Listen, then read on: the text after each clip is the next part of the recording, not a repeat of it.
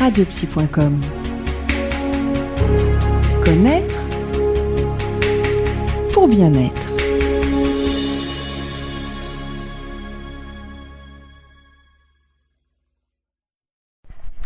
Bonjour chers amis, je vais interviewer aujourd'hui Gérard Pavy. Alors Gérard Pavy, qui est Gérard Pavy ? Eh bien, c'est l'auteur d'un ouvrage dont le titre est, c'est l'objet d'ailleurs de notre rencontre, dont le titre est La dynamique des sexes au travail. Alors c'est un programme énorme, en tout cas ce que j'ai pu en découvrir. Le sous-titre c'est Le pouvoir, l'amour et l'inconscient. On va découvrir ça avec Gérard Pavy. Je vais lui demander tout simplement de nous dire qui il est, pourquoi il a été vers ce thème, ce sujet qu'il a largement traité, d'après ce que j'ai pu voir. Donc voilà, je lui donne tout simplement la parole, et puis nous allons parler ensuite de la dynamique des sexes au travail. Alors, l'ouvrage a été édité aux éditions L'Harmattan. Le titre le rappelle, La dynamique des sexes au travail. L'auteur, Gérard Pavy. Ah, Gérard. Oui, bonjour. Je suis psychanalyste, psychologue clinicien, et également sociologue. J'enseigne, je suis consultant sur les questions de conduite du changement, de communication. J'interviens à Sciences Po et à HEC notamment. L'intérêt de la thématique, c'est-à-dire la dynamique des sexes au travail, c'est-à-dire le rapport des hommes et des femmes, m'est venu par au départ les interventions en entreprise, les jeux de pouvoir, et arriver à décoder s'il y a une ADN, un mode principal qui serait masculin dans les organisations, et dans ce cas, comment trouver le reflet, quelle serait la part du féminin dans nos organisations. Sachant que je ne trouvais pas ça tout seul de mon chapeau, la littérature est gigantesque, les thématiques traversent les médias avec les courants féministes ou non féministes, donc il y avait aussi tout un intérêt à trouver un fil conducteur dans toutes ces discours et ces avancées. D'accord. Bah alors, Gérard Pavy, je vais, comme je le fais assez régulièrement, je vais vous demander de nous raconter comment vous êtes arrivé à vous intéresser à cette thématique. Quelle a été toute la chaîne d'événements, de rencontres, qui a fait qu'un jour vous vous êtes dit tiens, il faut que j'écrive sur ce thème, et puis il faut aussi que j'édite, puisque j'ai envie de partager. Comment ça s'est passé ? Alors le premier point, ça vient de ma vie d'intervenant dans les entreprises, dans les organisations, en me rendant compte que ce qu'on appelle le changement dans l'entreprise, les conduites du changement, arrivaient rarement à des résultats satisfaisants. Et je me suis demandé si c'était lié à quelque chose de particulier des méthodes utilisées ou d'une difficulté de l'entreprise, des organisations. Ça a vraiment été le point de départ. Et quand on réfléchit, quand on travaille, qu'on intervient, on se dit que finalement l'organisation bute sur un modèle qui n'écoute pas beaucoup. Pourquoi est-ce qu'il n'écoute pas ? Et c'est pour ça qu'il y a des fameuses résistances au changement. Ayant ça en tête, je suis allé un petit peu plus loin en organisant des tables rondes. Internet est bien pratique de ce point de vue-là, donc en faisant appel sur Internet pour que les gens viennent me parler de ce qu'ils vivaient dans leurs organisations, dans leurs entreprises, hommes et femmes. Et puis, en même temps, il y avait bien sûr les débats sur les hommes et les femmes. Y aurait-il un style de management différent, hommes et femmes ? Des courants, des livres disant qu'il pourrait y avoir un mode féminin de management qui serait plus à l'écoute, justement, plus avec de l'esprit d'équipe, plus participatif. Et ça devenait assez intéressant en utilisant ces tables rondes, en utilisant moi ce que j'avais découvert dans l'entreprise, en écoutant ce que disait le courant sur la promotion du féminin, la parité dans les organisations. Est-ce que tout ça faisait un ensemble ? Et sur ce chemin, dans ma démarche, donc à ce moment-là en tant que psychanalyste d'analyse, j'ai essayé de décrypter les discours, de voir qu'est-ce qu'il y avait derrière. Et je me suis appuyé sur un vieux truc qui remonte à Freud, qui est la distinction entre l'hystérie et l'obsession. Alors on est tous on est tous hystériques et obsessionnels, pour reprendre les schémas simples, mais il y a une dominante. Il y a une dominante qu'on va retrouver généralement, il y aura plus d'obsession chez les hommes, je dirais ce que c'est qu'après, et un peu plus d'hystérie chez les femmes. Et alors, je me suis mis à décaler les choses en me disant, mais est-ce que finalement, les organisations sont pas plutôt du côté du masculin, donc plutôt hommes, c'est pour ça que les hommes y assurent leur carrière, et que les femmes seraient plutôt minoritaires, ou à des postes moins importants, support ou subalternes, en tant que représentants du courant de la structure psychique hystérique. Voilà, donc j'ai transformé le rapport homme-femme en rapport obsession-hystérie dans les organisations. D'accord. Bon, donc je crois qu'on vous a bien suivi, on a bien suivi un peu l'histoire de cette thématique, mais le premier mot que j'ai pu lire sur la description de cet ouvrage, c'est fantasme. Alors là, moi je ne m'attendais pas à trouver ce mot, surtout dans les premiers mots. Fantasme. Nous sommes dans l'entreprise, hein, je rappelle ça quand même. Hein. Qu'est-ce que vous pouvez nous en dire ? Oui, c'est quelque chose qui m'est apparu, qui s'est imposé à moi, c'est de pas comprendre pourquoi, les gens ne comprennent pas pourquoi ils sont pilotés par leurs fantasmes. Alors, j'enfonce une porte ouverte, c'est tellement évident, et je renfonce une porte ouverte parce qu'il y a des grands auteurs qui ont écrit, qui ont développé cette thématique-là 1000 fois, mais le message ne passe visiblement pas. Si on peut prendre du Spinoza qui dit que l'homme voit les résultats de son action en ignorant les causes. Bref, l'homme est piégé dans son imaginaire. L'homme est piégé dans son imaginaire, et donc ce sont des récits, des fantasmes qui sont sous-jacents à ce qu'il croit être la rationalité de son moi. Mais son moi est pris dans cet imaginaire des fantasmes. Et comme il n'a pas accès aux fantasmes, il se croit intelligent, il est intelligent, il se croit rationnel, là il est beaucoup moins, en tout cas il fait que répéter. Donc ces modes de décision qu'il croit libres et bien établis sont piégés par des fantasmes. Et je crois qu'il est important de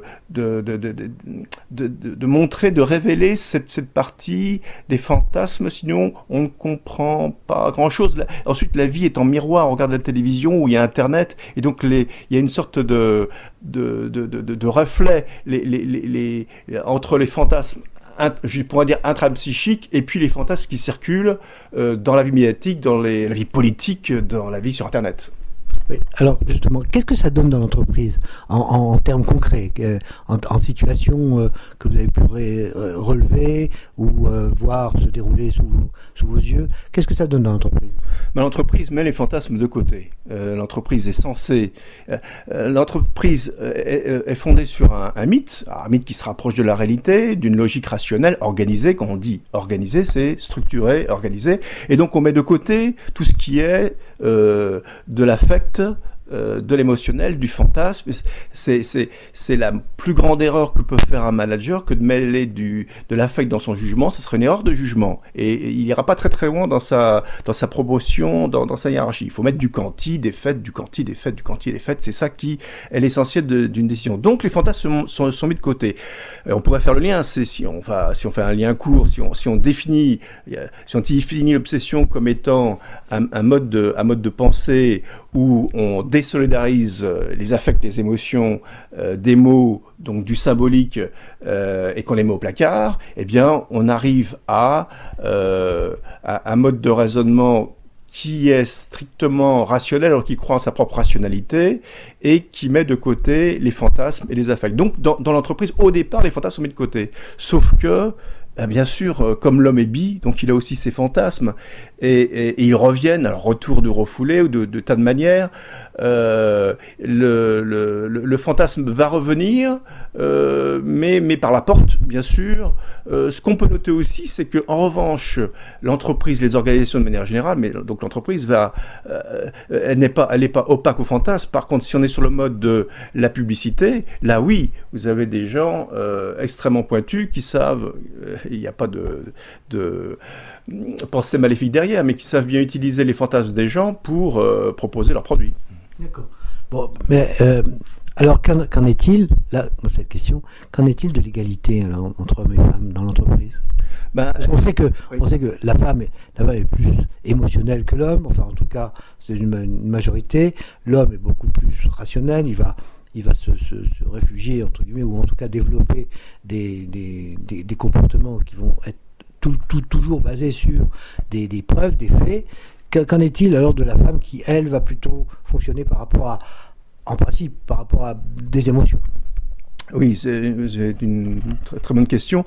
Eh bien, pour ne pas désespérer Biancourt, pour reprendre une vieille expression, en fait, si, on peut désespérer Biancourt. Je pense que la parité au sens d'une égalité professionnelle ne sera pas réalisée avant des centaines et centaines d'années.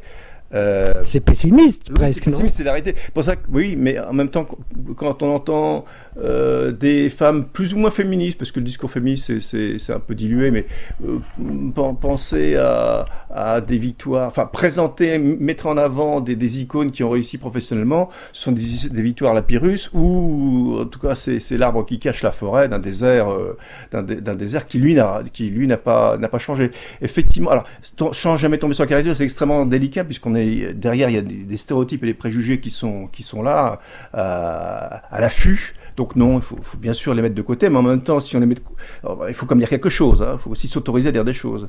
Donc le féminin étant plutôt sur la bande passante hystérique, qui est elle-même du côté de, au contraire, mettre de l'émotion partout, théâtraliser, je fais très court, eh bien, l'entreprise étant sur un code de la rationalité, la théâtralisation est mise de côté, et donc les femmes sont forcément marginalisées dans les organisations des entreprises en général, alors bien sûr il y a des combats qui font que, fort heureusement, au niveau des salaires, les choses, il y a un tas de progrès, je nie absolument pas les progrès, je dis simplement que la parité telle qu'elle est fantasmée par certains, oui c'est bien un fantasme, mais on est très loin de la réalité. D'accord. Bien, alors dans votre ouvrage vous faites aussi mention, vous appelez l'organisation une scène de théâtre. Pourquoi une scène de théâtre? Scène de théâtre, ça veut dire qu'il y a un lever de rideau, des actes qui vont se succéder, des actes qui comportent aussi des scènes qui se succèdent. Est-ce que véritablement l'organisation, on peut la visiter de cette façon? Oui, dans le sens où si l'organisation est singulièrement une organisation qui est sur un mode d'entreprise ou toute structure à finalité économique, essentiellement finalité économique, va tendre à mettre de côté les fantasmes. Mais ils sont là. Donc le théâtre, c'est le jeu, c'est la partie immergée de l'iceberg. Et la partie immergée de l'iceberg, première métaphore, est un théâtre, deuxième métaphore, où les gens, pour reprendre l'expression d'ailleurs de Shakespeare, où les gens entrent en scène, pilotés par leur fantasme. Et il y a donc un double jeu d'acteurs. Il y a un jeu d'acteurs qui est visible, rationnel, comment j'argumente dans une réunion, dans une communication, et puis ce qui me meut sur le long terme et qui sont mes propres fantasmes. Et voilà, l'articulation des fantasmes fait un jeu de théâtre et conscience que ce sont des récits, ce sont des histoires, et c'est je crois que c'est en utilisant une intelligence du récit qu'on arrive à décrypter ce qui se passe, plutôt qu'une logique qui serait une causalité linéaire pour faire vite. Voilà. Bon. Mais quelles sont les stratégies alors de ces acteurs dans l'entreprise? Un peu les hommes, sûrement. Il y a des stratégies qui sont déjà là depuis longtemps. Est-ce qu'elles s'adaptent, ces stratégies, aujourd'hui, dans le cadre toujours de l'égalité des hommes et des femmes? Et quelles sont les stratégies nouvelles, enfin, il me semble, en tout cas qu'elles doivent être nouvelles pour les femmes dans l'entreprise? Oui. Les stratégies des hommes, encore précaution oratoire, mais c'est important, sans tomber dans la caricature, c'est de sanctuariser quelque part. Hein. Oui, bien sûr, il y a des courants hystérisants masculins, il y a des courants papa qui s'occupe des enfants, qui arrive un peu après 9 heures au bureau, qui va à la crèche, etc. Bien sûr, je ne nie pas cette évolution dans le partage des tâches. Je pense que je verrais plutôt, voilà, ce sera mon biais, je vois plutôt des hommes qui vont plutôt sanctuariser les postes où il y a de l'argent et du pouvoir. Hein. Donc la stratégie masculine sera une stratégie de sanctuarisation, tout en laissant à penser, voire en animant des clubs de parité hommes-femmes dans l'entreprise. Hein. Et comme ça, tout le monde est content. Du côté féminin, il y a une variété de choix. On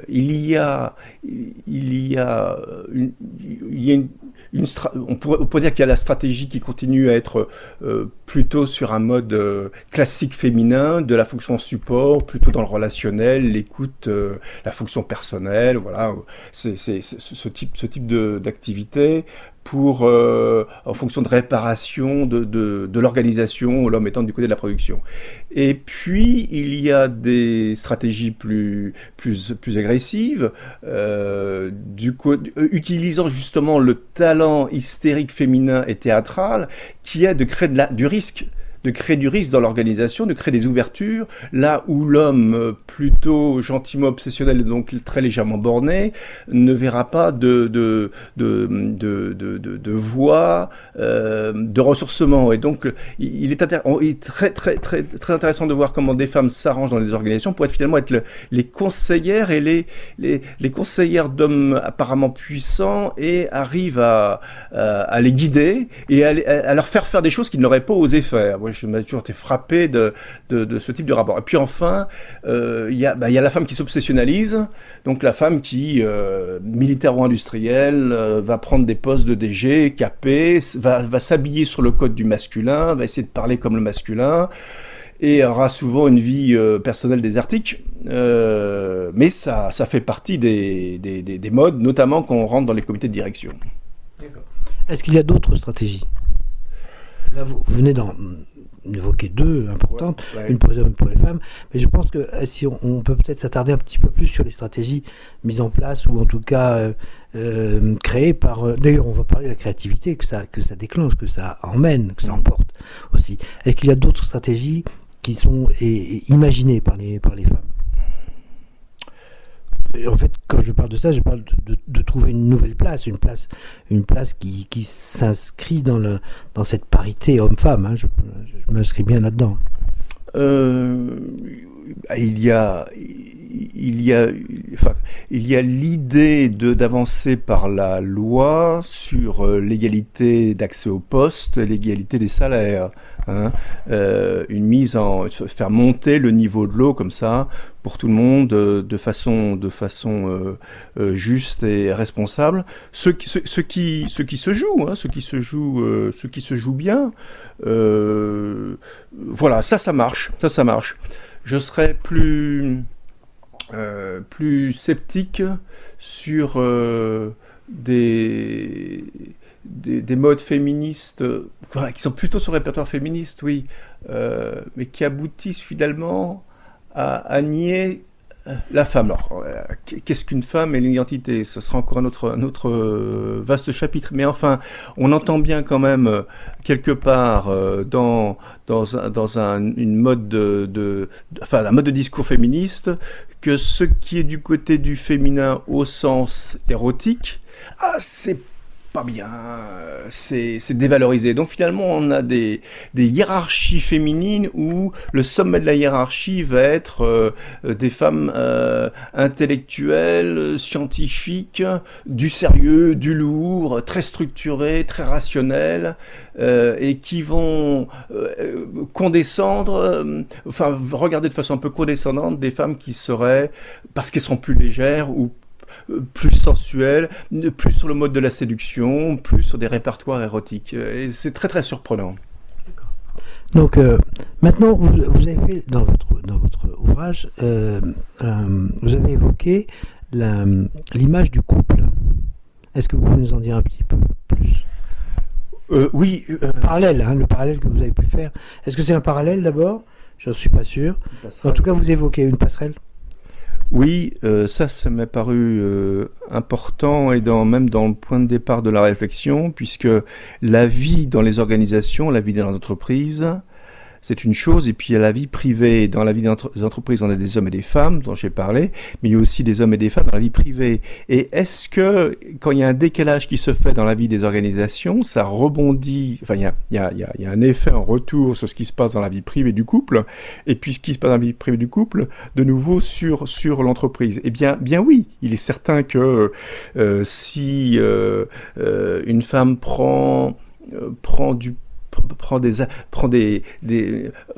gagne en poids, en distinction, en statut, en prestige, en argent, diplôme, responsabilité, par rapport à son compagnon, qui est donc le mâle et est censé défendre les valeurs de la virilité, en quoi ne va-t-il pas se sentir finalement féminisé dans ce rapport avec cette femme à succès, hein? Donc il y a de ce courant d'un certain succès féminin dans le monde entrepreneurial a des effets en retour sur le pauvre homme. Quelle place il y reste dans cette famille, comment est-ce qu'il peut exercer ses fonctions paternelles. Voilà, ça c'était intéressant comme effet en retour. Mais sur le long terme, ce que je voulais souligner, et ça revient à l'idée, quand on passe du couple à l'organisation, pourquoi c'est un cycle très long à faire évoluer, c'est il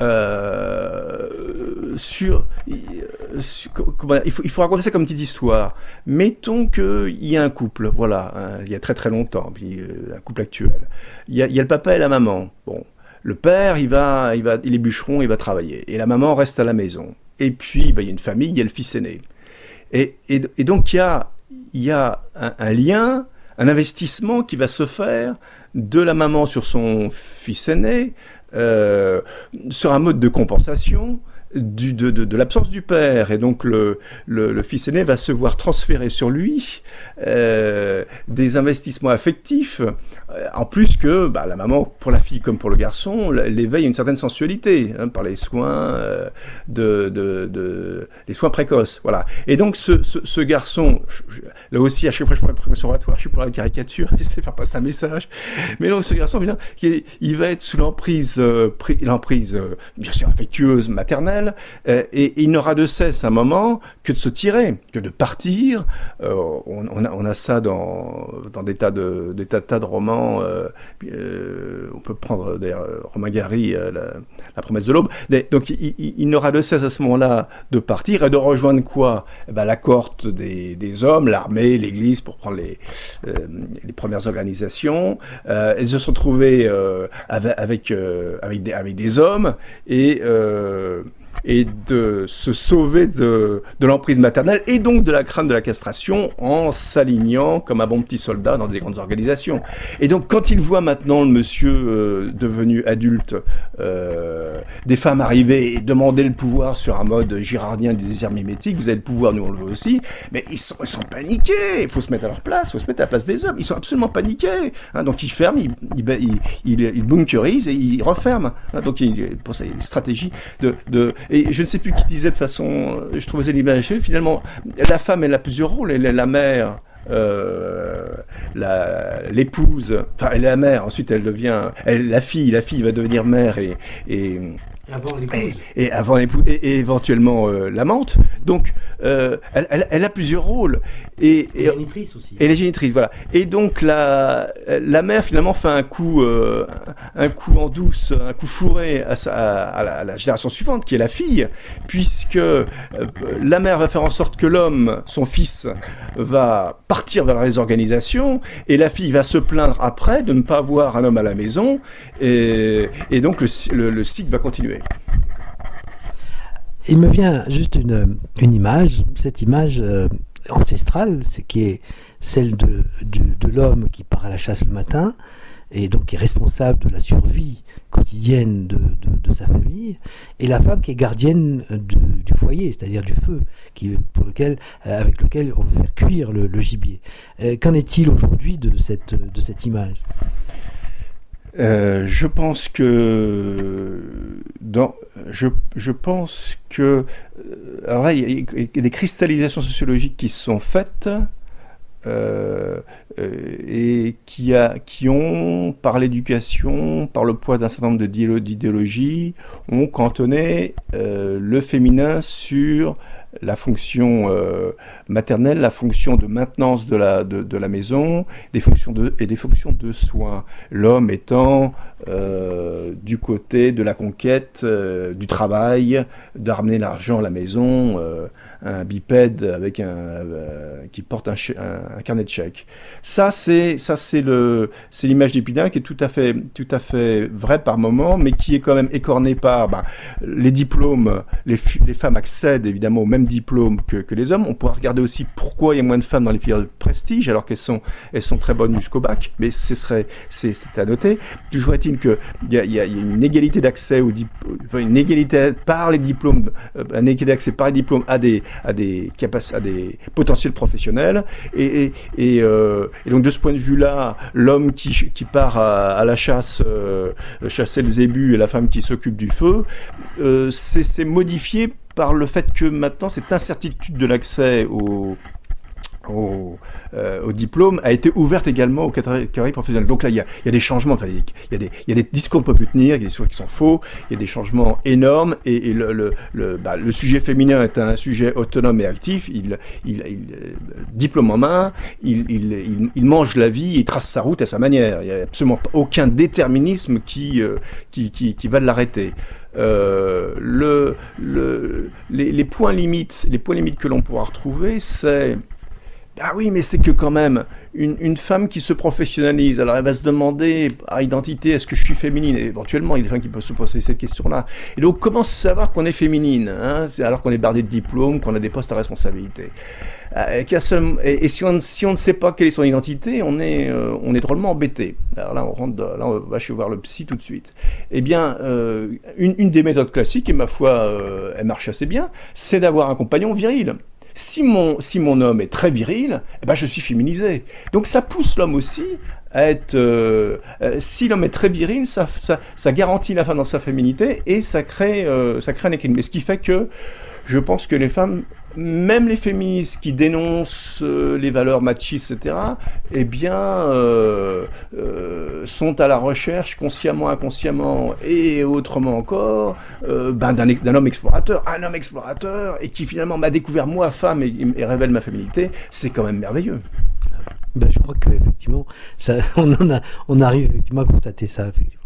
Voilà, je pense que nous sommes arrivés à la fin de cette interview, à moins que Gérard ait quelque chose à ajouter avant de clore cette interview. Qu'est-ce que vous en pensez ? Non, je vous remercie beaucoup. C'est un grand plaisir. Plaisir. On aura certainement l'occasion de revenir au moins sur ce thème, puisque je n'ai pas voulu aujourd'hui aborder l'aspect homme-femme, non plus sous l'aspect homme-femme, mais plutôt sous l'aspect des valeurs masculines et des valeurs féminines qu'un homme possède et qu'une femme possède, et que quelque part peut-être que le jeu est peut-être là, plutôt que de faire se rencontrer de manière plus ou moins agressive ou brutale un homme et une femme. Je crois que c'est en tout cas ce que j'aimerais développer un petit peu plus tard. Merci, au revoir. Au revoir, merci chers auditeurs de votre attention, et je vous dis à très bientôt. Au revoir.